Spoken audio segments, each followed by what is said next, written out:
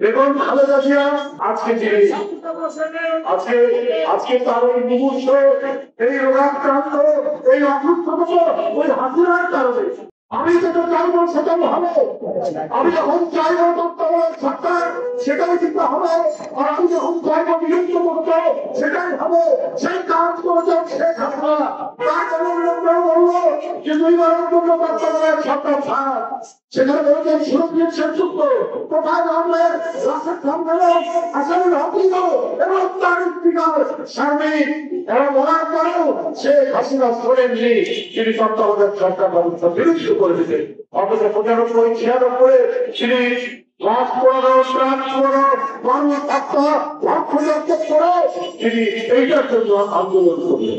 তাহলে অর্থাৎ বাংলাদেশে এইটা আমার রাজত্ব, এই রাজত্বে আমি যাহা চাই যাহা চাই আমি সেটাই করবো।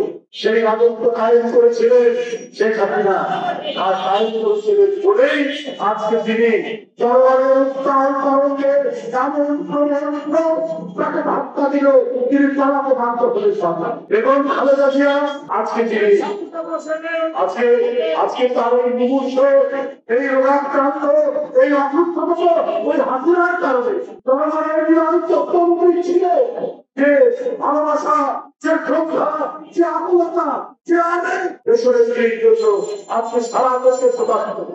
এটা আমরা যারা তার কর্মী, আমরা যারা সেই ব্যক্তির আদর্শকে ধারণ করি, আমরা এই ভালোবাসা আমরা কি জবাব দিব?